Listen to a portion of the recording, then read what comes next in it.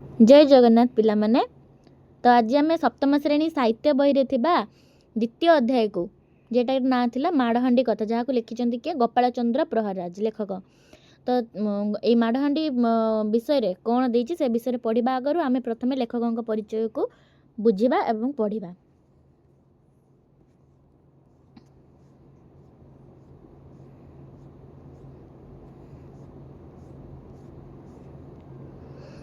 तो लेखक परिचय ये होउछंती गोपाल चंद्र प्रहराज।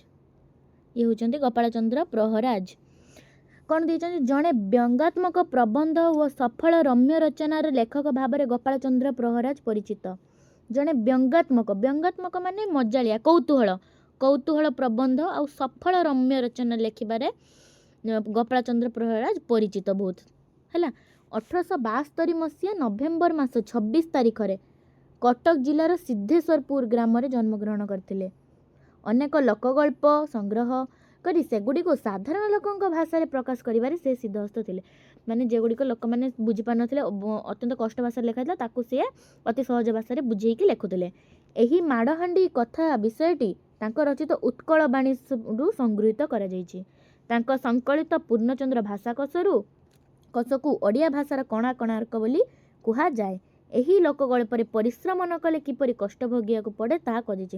माने जो माड़हांडी विषयटा को हम पढ़िबा से विषय रे वर्णना करा जायछि। परिश्रम न कले किपरि कष्ट भोगिया को पड़िबो ता विषय रे वर्णना करा जायछि। तो विषय भितर को जिबा एबे कोन देछि बुझिबा।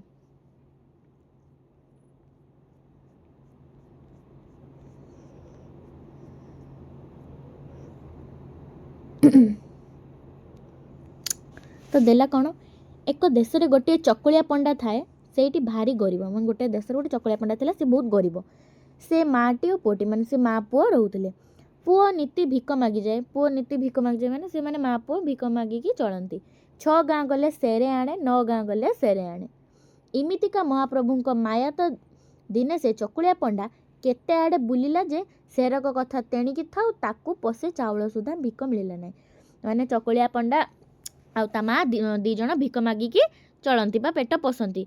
दिने कौन है ना चकुलिया पंडा जाइए गाँ गाँ बुली किंतु ताको केही भी सेरे कौन तेणिकी थाउ पसे चाउल सुधा भी भिक मिलला नाही। लोके भिक देबे कौन ताकू गाँ पिला सब टेका बोलुओ लदी माड़ मारी तोड़ीदेले ताकू टेका एका फिंगी जो पत्थर छोटे छोटे पत्थर ताकू सब फिंगिकी ताकू गाँ रु बाहर करदेले। पछकू चकुलिया पंडा बिचाराटी कांदी बबे पलैई आसिला। बिचारिला माने भाबिला आउ ए निर्लज मुह देखा घर को जीवी ना से जेहेतु माँ पुओ भिक मागी चलती तो से दिन से भिक आनी ना तो केमितिका से निर्लज मुह को नहीं से घर को जीव से विषय रे चकुलिया पंडा भाविला तो गला नहीं। या बिचारी या बिचारी चोर को मान करी खपरा खाइला भलिया कांधरे तुच्छा जाउली टीए पकई जाऊ थाए। एटा गोटे ढग लेखाई खपरा खाइला चोर को मान करी खपरा खाइला भलिया कांधरे तुच्छा जाउली टीए पकई जाऊ थाए गामछा जाई जाई खंडे दूर रे देखला बेलू गोटे उत्तम सुंदर पद्म पोखरी गोटे स्वच्छ पद्म पोखरी देखा पाइला। से कला भंवर बड़ी पानी माने पूरा चकचक करथुला पानी। पोखरी चारिपाख शंख मलमल पत्थर रे पहाच बसीछि। यार तो सेता बेले भोक शोषरे करड़ी जळु थाए माने भोक शोष हेले तार पेट जळु थाए ए कोन करिवो ताकू आ बुद्धि बाट दिसु न थाए। एई जो सुंदर मखमल शंख मलमल पत्थर होता जो कूअरे सॉरी पोखरी रे पानी को देखिकी या मन भितर भारी लोभ जात है।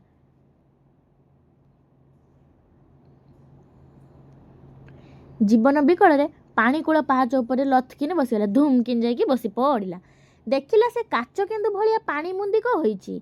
7 तला पानी रे रूपा पातिया टिके पकईदेले ऊपर को फुटी जक जक दिशो माने से पानीटा एते परिष्कार कला भंवर भली थिला जे से गोटे रूपा पातिया जदि टिके पकईदेले से चकचक करी ऊपर को दिशो बा देखा जिवो। चकुलिया पंडा से पानी रु चल चल करी ता डाहाण हाथ रे धरुथाए एणे मन को बाहरेबा पई मुहरे कही होताए भात खाऊं डाली खाऊं दूध खाऊं मोहुर खाऊं आंबिल खाऊं खीरी खाऊं ये सब कही होताए। चल चल करी माने आंजुली आंजुली पानी नहीं कि ताकू पानी को पीउ थाए कहीं ताकू भोक शोष लगी जोरे तो तेणु से बसी जाइए सेठी आंजुला आंजुला पानी नहीं कि तार सब खाद्यर ना कहू थाए भात खाऊं डाली खाऊं दूध खाऊं मोहुर खाऊं आंबिल खाऊं खीरी खाऊं काकरा खाऊं नानमान खाऊं पटोली चकुली खाऊं ଏସବୁ ଖାଦ୍ୟର ନାମ କହୁଥାଏ। ଏମିତି ଗୋଟିଏ ଗୋଟିଏ ଦରବ ନାଁ ଧରୁଥାଏ, ମାନେ ଖାଦ୍ୟର ନାଁ ଧରୁଥାଏ। ଚଳେ ଲେଖାଏ ପାଣି ପିଉଥାଏ, ଆଞ୍ଜଳି ଲେଖାଏ ପାଣି ପିଉଥାଏ। ସେ ପୋଖରୀରେ ଗଙ୍ଗାମାତା ଥାଆନ୍ତି। ଚକୁଳିଆ ପଣ୍ଡାର ଡାକ ତାଙ୍କ କାନକୁ ବାଜିଲା। ଗଙ୍ଗାମାତା ତ ଉଡ଼ିଗଲା ଚଢ଼େଇର ପେଟ କଥା ଜାଣନ୍ତି। ସେ ତ କାହା ବିକଳ ସହିପାରନ୍ତି ନାହିଁ, ମାନେ ଗଙ୍ଗାମାତା ସେ ପୋଖରୀ ଭିତରେ ଥିଲେ, ଗଙ୍ଗାମାତା ଉଡ଼ିଗଲା ଚଢ଼େଇର ପେଟ କଥା ଜାଣନ୍ତି, ମାନେ ଭୋକ ଶୋଷ ହେଲେ ସେ ଜାଣିପାରିବେ। ତେଣୁ ସେ ବିକଳ ଯେଉଁ ହେଉଥିଲା ଚକୁଳିଆ ପଣ୍ଡା, ତା ବିକଳକୁ ସହିପାରିଲେ ନାହିଁ। ୟା ଡାକ ଶୁଣି ମନେ ମନେ ବିଚାରିଲେ, ଚକୁଳିଆ ପଣ୍ଡାଟି ସିନା ଭୋକ ବିକଳରେ ଏମିତି ହେଉଛି। ଜାଣିପାରିଲେ କି ସେ ଭୋକ ବିକଳରେ ଏମିତି ହେଉଛି, କିଏ? ଗଙ୍ଗାମାତା ଜାଣିପାରିଲେ। ଦେବତାଙ୍କୁ ଅବା କେଉଁ ଦରବ ଅପୂର୍ବ, କେଉଁ କଥା ଅଜଣା ହେଲା।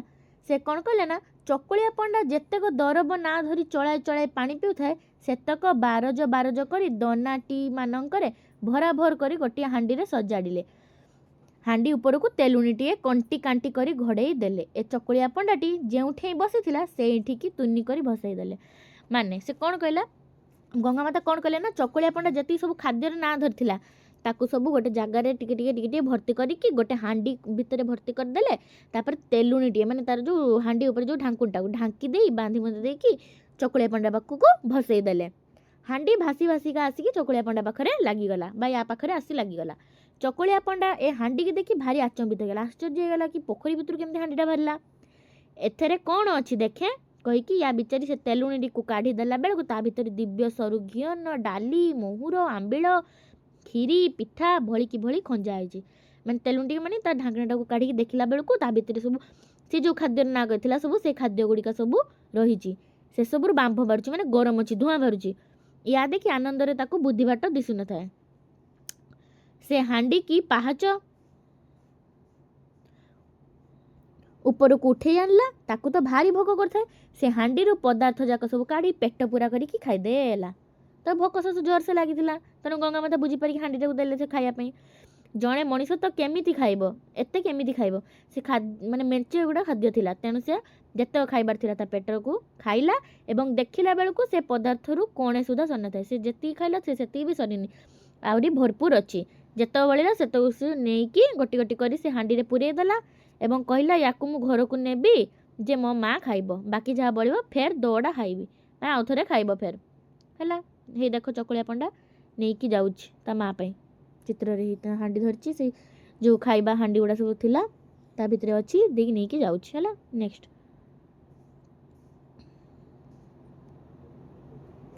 ଖାଲି ହାତରେ ସିନା ଘରକୁ ଫେରିବ ନାହିଁ ବୋଲି ରୁଷି କରି ଘରୁ ବାହାରି ଯାଇଥିଲା, ବର୍ତ୍ତମାନ ଏତେ ଯେ ସବୁ ଏମିତିକା ଟେଷ୍ଟି ଯେ ଖାଦ୍ୟ ସବୁ ତାକୁ ମିଳିଗଲା, ହାତରେ ଧରିକି ପଡ଼ିଲା ଏବଂ ସେମିତି ୟା ମନ କୁଣ୍ଡେମୋଟ ହେଇଗଲା। ସବୁ ଖାଦ୍ୟକୁ ନେଇକି ସେ ଘରକୁ ଚାଲିଲା। ହାଣ୍ଡିଟିକି ମୁଣ୍ଡେଇ ଲମ୍ବେ ଲମ୍ବେ ଘରକୁ ମୋହିଲା, ମାନେ ଗଲା। ଘରେ ପହଞ୍ଚିଲା ବେଳକୁ ମା ଯାଇଥାଏ ଗାଁ ଭିତରକୁ ଦୁଃଖ କରିବାକୁ।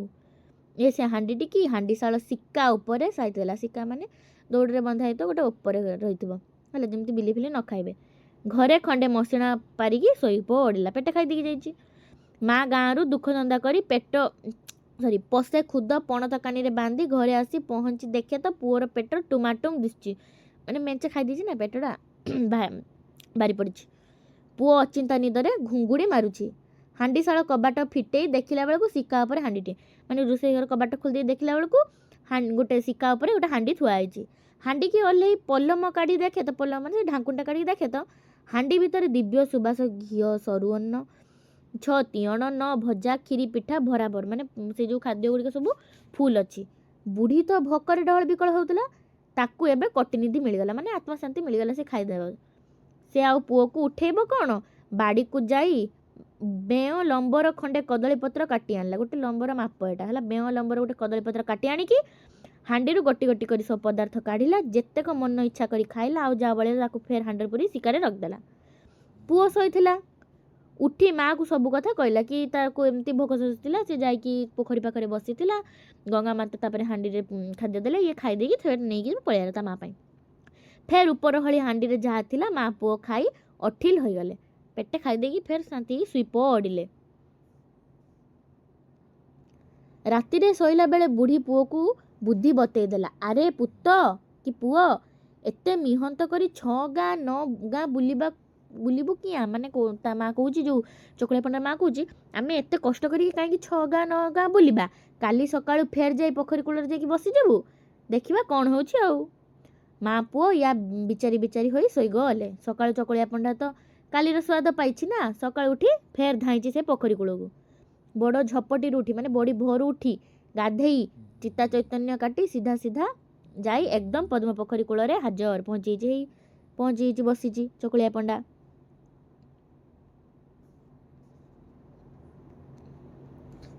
ଫେର କାଲି ଯେମିତି ଭାତ ଖାଉଁ ଡାଲି ଖାଉଁ ତିଅଣ ଖାଉଁ କରୁଥିଲା, ଆଜି ସେମିତି ଚଳଚଳ କରି ପାଣି ପିଉଥାଏ। ଏଣେ ସେମିତି କହୁଥାଏ ବି। ସତକୁ ସତ କାଲି ପରିକା ହାଣ୍ଡିଟିଏ ଭାସି ଭାସି ଆସି ତା ପାଖରେ ପହଞ୍ଚିଗଲା। ସେ ଆପେ ଯାହା ଖାଇବାର ଥିଲା ଖାଇଲା, ବାକି ଯାହା ବଳିଲା ସବୁ ଘରକୁ ନେଇ ଆସି ଶିକା ଉପରେ ରଖିଦେଲା। ମା ଗାଁରୁ ବୁଲାବୁଲି କରି ଆସି ଫେର ଖାଇଦେଲେ 2 ଜଣ। ଫେର ରାତିକି ମା ପୁଅ ଦିହେଁ ଢୋଲେ ଲେଖାଏ ଖାଇଲେ। ଏମିତି ନୀତି ପୁଅ ହାଣ୍ଡିଟି ମାନେ ଆଣେ। ମା ପୁଅ ଦିହେଁ ସେତକ ଖାଇ ପିଇ ଖାଲି ହାକୁଟି ମାରି ଗଡ଼ ଗଡ଼ଉଥାନ୍ତି। ଡେଲି ଏଇଭଳିଆ ଯାଇକି ସେ ପୋଖରୀ କୂଳରେ ବସେ, ଭାତ ଖାଉଁ ଡାଲି ଖାଉଁ କୁହେ। ଗଙ୍ଗା ମାତା ତାକୁ ହାଣ୍ଡିଟାକୁ ଦେଇଦିଅନ୍ତି। ସେ ଆଣିକି ଖାଇ ଦେଇକି ଶିକା ଉପରେ ରଖିଦିଏ। ତା ମା ବି ଆଣି ଖାଇଦିଅନ୍ତି। ଫେର ରାତିରେ ଖାଇଦିଏ, ଫେର ଶୋଇ ପଡ଼ନ୍ତି। ପୁଅ ଦେଖିଲା ଯେ ନୀତି ଫଟକରେ ତାକୁ ଦିବ୍ୟ ସରୁ ଅନ୍ନ, ଦିବ୍ୟ ସୁନ୍ଦର ଜଇଁ ଭୋଜନ ମିଳିଲା। ମା ଦେଖିଲା ଯେ ବସିଲା ଠେଇଁ ତ ତାକୁ ଆଧାର ମିଳିଲା। ପୁଅ ଆଉ ଭିକ ମାଗି ଗଲା ନାହିଁ, ମା ବି ଦୁଃଖ ଧନ୍ଦା କରିବାକୁ ଗଲା ନାହିଁ, କି କୁଟା ଖଣ୍ଡକୁ 2 ଖଣ୍ଡ କଲା ନାହିଁ। ଏମିତି ମା ପୁଅଙ୍କ ମୁହଁ ତ ମାଗଣା ଭାତରେ ଲାଗିଯାଇଥାଏ। ମାନେ ମା ପୁଅଙ୍କୁ ତ ଫ୍ରିରେ ମିଳିଯାଉଥିଲା ନା ଖାଇବା, ସେଥିପାଇଁ ସେ 2 ଜଣ କଷ୍ଟ ଆଉ କଲେ ନାହିଁ, ମାଗଣା ବସିକି ଖାଇବାକୁ ଲାଗିଲେ। ତାପରେ କ'ଣ ହେଇଛି ଦେଖିବା ଆମେ।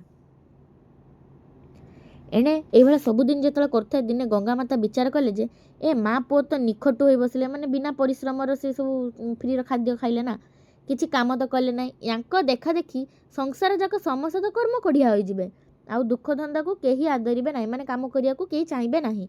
ୟାଙ୍କ ମୁହଁ ନ ଭାଙ୍ଗିଦେଲେ ହେବ ନାହିଁ। ଏଇଟା ପାଞ୍ଚି ଗଙ୍ଗାମାତା କୁଟଟିଏ ଭେଇଲେ। କୁଟଟିଏ ଭେଇଲେ ମାନେ ଗୋଟେ ମାନେ ଚିନ୍ତା କଲେ, ଗୋଟେ ବିଚାରିଲେ ହେଲା। ଦିନେ କ'ଣ ହେଇଛି ନା, ଚକୁଳିଆ ପଣ୍ଡା ନୀତି ସେମିତି ଯାଏ। ସେଦିନ ବଡ଼ି ସକାଳୁ ଉଠି ସ୍ନାନ ପ୍ରକାର କରି ସେ ପଦ୍ମ ପୋଖରୀ ଗଲା, ମାନେ ଗାଧୁଆ ପାଧୁଆ ସାରି ତା ନିତ୍ୟକର୍ମ ସାରି ପଦ୍ମ ପୋଖରୀ ଯାଇକି ପାଖରେ ବସିଗଲା। ପାହାଚରେ ବସି ଯେମିତି ନୀତି କରେ, ଭାତ ଖାଉଁ ଡାଲି ଖାଉଁ ସେଭଳିଆ କଲା। ପାଣି ଚଳଚଳ ପିଉଥାଏ। ଏଣେ ମିଛରେ ମିଛରେ କହି ହେଉଥାଏ ଭାତ ଖାଉଁ, ହାମ୍ପୁ ଖାଉଁ, ତିଅଣ ଖାଉଁ, ସାକର ଖାଉଁ, ଖେଚୁଡ଼ି ଖାଉଁ, ଇଣ୍ଡୁରି ଖାଉଁ, ଏମିତି କହି ହେଉଥାଏ। ମନେ ମନେ ବିଚାର କରୁଥାଏ, ନୀତି ଯେମିତି ହାଣ୍ଡିଟିଏ ଆସେ ସେଦିନ ବି ସେମିତି ଭାସି ଭାସି ଆସି ମୋ ପାଖରେ ଲାଗିଯିବ ଆଉ। ମୁଁ ସୁନା ପୁଅ ଭଳିଆ ତାକୁ ନେଇ ମା ପୁଅ ଦିହେଁ ଖାଇ ହେଣ୍ଡି ମାରି ବୁଲୁଥିବ ଆଉ।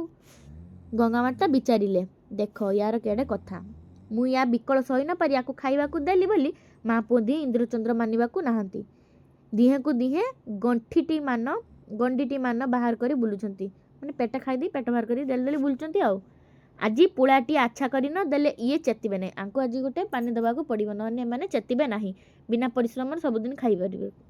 ତେଣୁ ଗଙ୍ଗାମାତା ତ ସହଜେ ଦେବତା, ତାକୁ ଅବା କେଉଁ କଥା ଉବାର ଅଛି, ଅଜଣା ଅଛି। ୟା ବିଚାରି ରାଗ ତମ ତମ ହୋଇ ହାଣ୍ଡିଟି ଭିତରେ ଗୁଡ଼ିଏ ବିଧା, ଚାପୁଡ଼ା, କଉଣି, ଗୋଇଠା, ଚିମୁଟା, ରାମ୍ପୁଡ଼ା, କାମୁଡ଼ା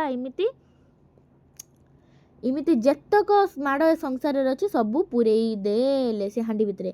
ହାଣ୍ଡି ଉପରେ ସେଭଳିଆ ତେଲୁଣିଟିଏ ଢାଙ୍କି ଦେଇକି ନିବୁଜ କରିକି ଘୋଡ଼େଇ ଦେଲେ, ଚକୁଳିଆ ପଣ୍ଡା ପାଖକୁ ଭସେଇ ଦେଲେ। ହାଣ୍ଡିଟି ଭାସି ଭାସି ଆସି ଚକୁଳିଆ ପଣ୍ଡା ପାଖରେ ପହଞ୍ଚିଲା। ସିଏ ବି ଭାବିଥିବ କି ଡେଲି ଡେଲି ଯେମିତି ଖାଇବା ଆସେ ଆଜି ବି ଖାଇବା ଆସିଥିବ ଆଉ ସେମିତି। ଇଏ ତ ମନେ ମନେ ମିଠେଇ ଖାଇ ବଇଛି। ହାଣ୍ଡିକି ଉପରକୁ ଟେକି ଦେଇ ତେଲୁଣିଟିଏ କାଢ଼ିଦେଲା ବେଳକୁ ହେଲା ତ ତା ଉପରେ ମାଡ଼ ବୃଷ୍ଟି। ବାସ୍, ତୁଚ୍ଛା ଚାପୁଡ଼ା ଉପରେ ଚାପୁଡ଼ା, ବିଧା ଉପରେ ବିଧା, ତା ଉପରେ ଗୋଇଠା, ତା ପଛକୁ ରାମ୍ପୁଡ଼ା, କାମୁଡ଼ା, ଏମିତି ଖାଲି ଅଷ୍ଟାଙ୍ଗ ଶରୀର ତାର ଦୁମଦାମ ଭୁସଭାସ ଲଦି ହେଉଥାଏ, ମାଡ଼ରେ ଭରପୁର। ଚଟକଣା ଖାଇ ଗାଲକୁ ଆଉଁସି ପଳେଇଲା ବେଳକୁ ପିଠିରେ ଦୁଲ କିନି ଗୋଟା କେତେ ବିଧା ବସୁଥାଏ।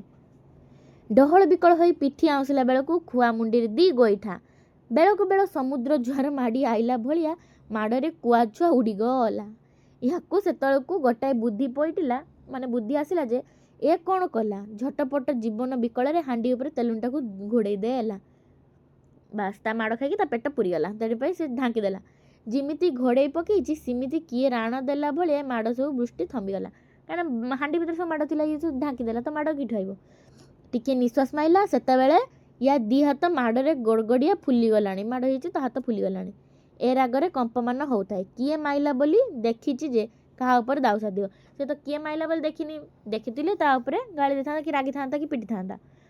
ଶାଶୁ ମାରୁଥାଏ ବୋହୂକୁ, ବୋହୂ ଛାର କାହାକୁ ମାରିବ, ମାରୁଥାଏ ଚୁଲି ମୁହଁକୁ। ସେମିତି ଚକୁଳିଆ ପଣ୍ଡା ତା ମା ଉପରେ ରାଗରେ ଜର ଜର ହେଉଥାଏ। ତା मन कथा मनरे थाए। से हांडीटी को उठेई फेर घर को चलला। नीति नहीं जाए जमती गला नीति नहीं कि सेमिति सिक्का उपरे थोई दिए। सेमिति हांडीटा को सिक्का उपरे रखीदेला भिक मागिबा को गला बाहरी कहीं से बुद्धि शिखीगला परिश्रम न करे तो खाଇବା मिलबनी से भिक मागिया को चलीगला। ता माँ तो घरे नथिला सबुदिन भी न थाए। ए तो पुआ हांडी आनिला दिन ठू माँ जमारू दुख धंदा करिया को जाऊनी मैंने भिक मागिया को आउ जाऊ नाही। गाँ जाक अष्टदंड पाट भलिया दांडी मारू थाए लेफ्ट राइट एपट सेपट सेपट एपट एपट खाली दस्तर जीवासा करता है। घर को आसी शिकार हांडी काढ़ी भोजन मारिथाए पेट खाई दिए।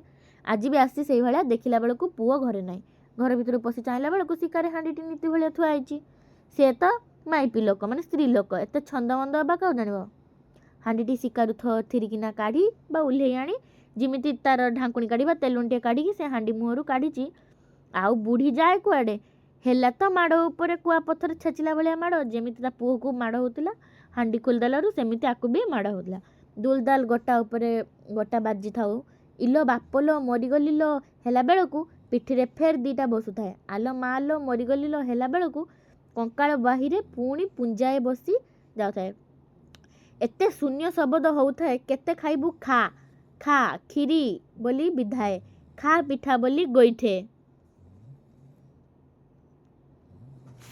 खा मोहर बोली ब्रह्म चापुड़ाटी बुढ़ी विकल दिह हाथ आउंसी पकाउ थाए छटपट हो गड़ी जाऊ थाए पछकू बुढ़ी की गोटे बुद्धि पशिला बुढ़ी उठी पड़ी से पलमटा को माने ढांकुणीटा को हांडी उपरे उगुड़े देला हांडी उपरे ढांकुणी पड़गला और बुढ़ी उपरे माड़ असरा बंद होगला। बुढ़ी टिके निश्वास माइला कहला ओहो आज सकाळु उठी कहा मुह चाहती आज पर दिने माड़ खाइली एया विचार करी से हांडी टिके नहीं ता बाड़ी आड़ खत कुकुड़ गदारे लथ किना थई रखीदेला बाड़ी कबाट किली दे घरे आसी मुह माड़ी करी शोला माने से जो हांडीटा को माड़ हांडीटा को नहीं कि तार जो बाड़ी पटर जे खत गदारे बा खत कुढ़े जी मेंच गुड़ खत थी से नहीं थोईदेला आ बाड़ी कबाट किलीदेला माने बंद करदे घरे आसिकी मुह माड़ी करी शोई पड़िला। हांडी उपरे पलम घड़िया होता है माने ढांका होता है से दिन दैव जगू राति अध है गाँ जाक समस्ते खाई पी निर्जन हो शोगला निर्जन माने लोकशून्य होगी शोगले पंचायत चोर केउ गाँव सिंधु गोटे चोरे आनी बांट करेंगे बोली बुढ़ी बारी द्वार आसी पहुँचले पंचायत चोर मैंने गोटे दल चोर गोटे दल आसी से जो बुढ़ीर बारी द्वार आसिक पहुँचिकी से गोटे सिंधु गोटे आनी चोर मैंने आनी भर बांट करेंगे बोली पहुँची भितर भाग बांट विचार चलती किए केते नब कण कर भाग बांट चली यही समय जड़े चोर राखी पड़ा हांडी उपरे से चोरटा भाविला बा से विचारिला या भितर कौन अच्छी देखे ये विचार करी से हांडी टी खत गदार उठे आनी सबू चोर मझीरे थईदेला जिमिति से पलमटी को काढ़ी देइची आउ ए चोर पंजाक जीवे क्यों गाँव को हेला तो समस्त माड़ तुच्छा माड़ खाली माड़ फेर गगछी बाड़िया माड़ माड़े गोरु चोरी गले जमती माँ पुओ माड़ खाइले सेमती चोर मैंने भी माड़ खाइले ए चोर जाक टंका टकर बांटे कौन से जानी सिंधुक भितर जहाँ सोना अलंकार टंका थिला ताकू बांटे कौन माड़े कले बले हो किए कुआड़े छाटीपिटी हो पलैगले बाउल बाउल हो पलाऊ था पछे पछे माड़ जाक गड़े तुच्छा खबी पकाऊ था माड़े धूली उड़ी जाऊ थाए जो चोर गोटा केतक पूर्व आड़ को पलैले चापुड़ा को गड़े गला जे पश्चिम को गले सीधा सांगरे विधा जाक गड़े गड़े गला जे उत्तर को गले गोईठा जाक गड़ेले जे दक्षिण को गले सांगरे मुखी जाक गले इमिति सब दिग को जाऊ था माड़ गुड़ा मन रखा पाने इमिति इमिति बुढ़ी बारियाड़ू घड़ी करे माड़ आउ चोर जाक गले एणे बुढ़ी तो माड़ खाई ता अष्टांग शरीर परास हो बहु थाए बथऊ थाए माने जो बुढ़ी माड़ खाई तो तार देह हाथ बथा करुए ताकू आ राति जाक निद माड़ाकू नहीं से घर भितर कतरारे पड़ी एकड़ सेकड़ होता है माने गोटे गामुछार कपड़ा पकई देकी पतला कपड़ा पकई दी तापर गड़पड़ होता है बुढ़ी घर भितर थाई गाली पड़ी ए सब बारी आडर रबया जाक शुणु थाए माने से जो बुढ़ी भितर थिला शोईथिला से तो माड़ खाई देह हाथ बथौला तेणु से ता भितर रहीकि जो बाड़ी कड़े कौन कथा होचन कौन हो माड़ बा सब भितर रहीकि शुणु थाए जिमिति चोर जाक पलई गले बुढ़ी उठिक बाड़ी कबाटी को धूड़ किन फिटई देला देखला बेलू ता बाड़ी पंदारे सिंधुक गोटे थुआई देखला कि ता बाड़ी रे गोटे सिंधुक थुआई बुढ़ी से सिंधुक पाखक जाए थीर किना से सिंधुक कबाटी को टेकु थाए काले हांडी माड़ बाहला भाया से सिंधुक पुणी किसी बाहर से डरिकी खुलू थाए पछकू देखला जे से सिंधुक भितर आउ किछि सरसार हैला नाही ସେଥିରୁ ସିନ୍ଦୁକକୁ ମେଲା କରି ଦେଖିଲା ବେଳକୁ ତା ଭିତରେ ହୀରା, ନୀଳା, ମୋତି, ମାଣିକ, ମହୁଡ଼, ଅସରପି, ଗହଣା ଗାଣ୍ଠି, ଟଙ୍କା ଟକର ସିନ୍ଦୁକେ ଭର୍ତ୍ତି ହେଇଛି। ମାନେ ଅସରନ୍ତି ସମ୍ପତ୍ତିରେ ସେ ସିନ୍ଦୁକ ଭରି ହେଇଛି। ଇଏ ଦେଖି ବୁଢ଼ୀର ମାଡ଼ ଦରଜ କୁଆଡ଼େ ଉଭେଇଗଲା, କାହିଁକିନା ଲୁଭିଥିଲା ସେ ଲୋକଟା। ତାପରେ ଦେଖାଗଲା ମା ପୁଅ ପ୍ରତିଦିନ ସକାଳେ କାମକୁ ବାହାରିଲେ। ତାପରେ ଯେ ଦେଖିଲେ ଯେତେବେଳେ ମା ପୁଅ ଏସବୁ ଆମର ପରିଶ୍ରମର ଫଳ ତା ମିଳିଲେ, ତାପରେ ମା ପୁଅ ସକାଳୁ ବାହାରିଗଲେ ଫେର ତାଙ୍କ ଦୁଃଖ ଧନ୍ଦା କରିବାକୁ ବା ଭିକ ମାଗିବାକୁ। ତା ନେଇ ବିଷୟରେ ଆମେ କ'ଣ ଶିଖିଲେ ନା ପରିଶ୍ରମ ନ କଲେ କ'ଣ ଲେଖା ହେଇଥିଲା ଏଠି, ପରିଶ୍ରମ ନ କଲେ କଷ୍ଟ ଭୋଗିବାକୁ ପଡ଼ିବ, ତେଣୁ ପରିଶ୍ରମ କରିବା ଉଚିତ ହେଲା। ତ ଯଦି ନ ବୁଝିପାରିବ ପିଲାମାନେ କମେଣ୍ଟ ମାଧ୍ୟମରେ ଜଣେଇବ। ରହିଲି, ଜୟ ଜଗନ୍ନାଥ।